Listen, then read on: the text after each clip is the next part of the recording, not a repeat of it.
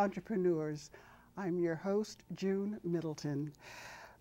My guests this evening are entrepreneurs of the artistic worlds of painting and jazz. They were both recently featured at art galleries in Chelsea.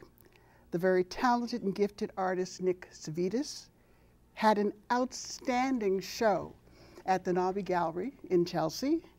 And the silky, traditional to avant-garde jazz group Short Memory had an equally successful and great show at the Eco Gallery, also in Chelsea.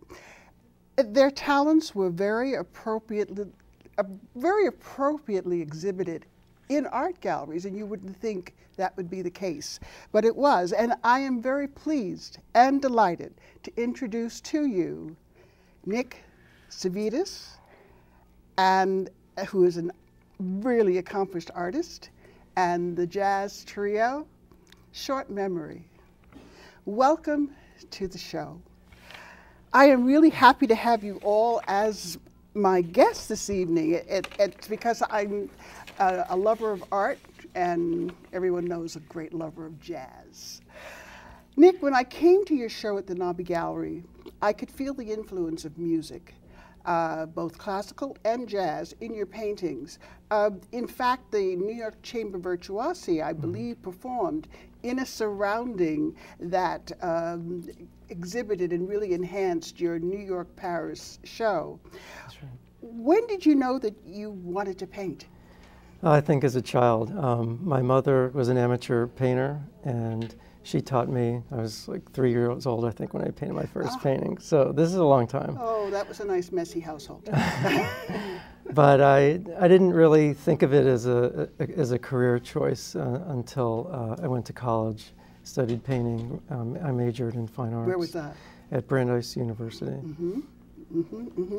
And I know that painters such as Vermeer, whom I love, Woman with the Water Jug is the one that I recall, and Hopper, and my son recognized your influence with Hopper and Homer, and also Ryder, is it? Yes. Have you also been influenced by music as well? Well, I think from different types of music, but not something in particular. Mm-hmm. You were referred to as a representational artist, yes. Is it? Yeah. What does that mean? Well, it means that you're painting images that from the real world. I mean, that's the way I see it. Oh, well, we're going to see that right now then, because we'd love to look at some of your artwork.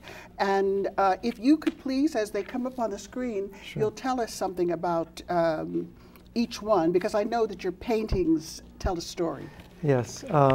So this painting is called Bleecker Bob's No. 3, and this is a vintage record store in the village. And I'm fascinated by this shop. It's the third one that I did, but the first one from the inside. And it's fascinating place at night where you see the clocks and the neon signs and just the clutter of the records and the CDs. How did you do this? Did you actually go into the shop and sit? Or did you take a photograph of it, or did you just do it from memory? I took many photographs to be able to capture that detail, and then composed it in the studio. And how long did it take? It took few months? It took about 2-3 months to do. It's a lot of detail. All right, and now the next one that we're going to look at is also a scene of a cityscape or a landscape.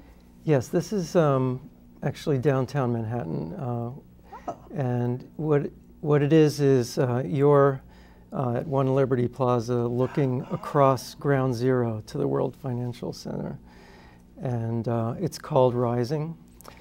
And the term rising came from several themes: the rising steam, the sunrise, and the crane. You can see it in the center there, representing the rising of the rebuilding. And you have this couple that's sort of meeting there in the center, and adds a sense of drama to it. But Yeah, it sort of it does. represents hope and new beginnings to me. Yeah, this and painting. now the next one that we're going to see Mhm. is you do figurative as well as portraits. Yes. The street scenes that you see, most of them have people in them, but some don't. Now tell us what this is. This one is called Red. This is of the meatpacking district. And this is actually the Los Dedos restaurant there. And you see a couple of things that appear to be randomly going on. A cat seeking the shelter of the shade in this morning sun. It's very portraying the very quietness of the neighborhood in the morning.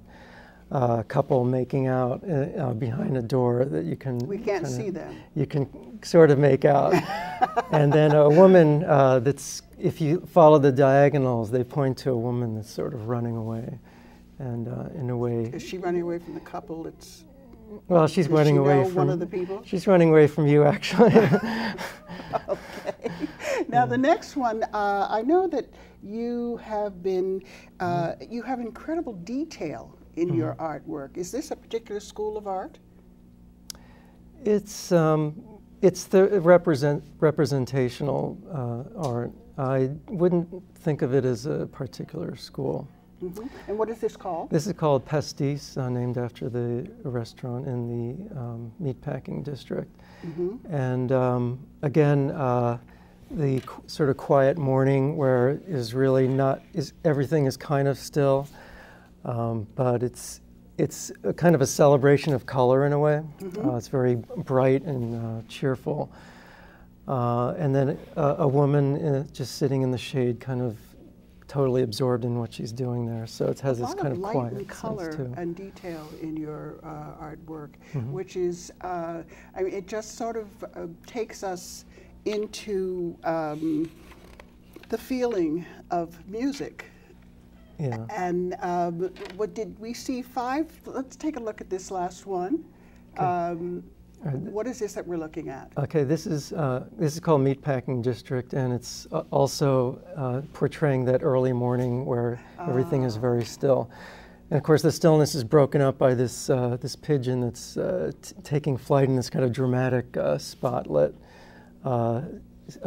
center to the right there, balanced by this very bright kind of otherworldly red that you see on the left-hand side. Mm-hmm. But the other thing I kind of liked about this was the shadows on the trees almost looked animated, and then between the shadows and the birds, they create this sort of triangle of color.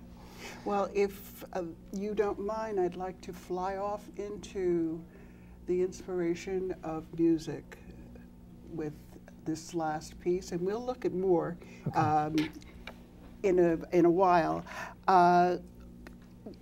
David, I first heard you play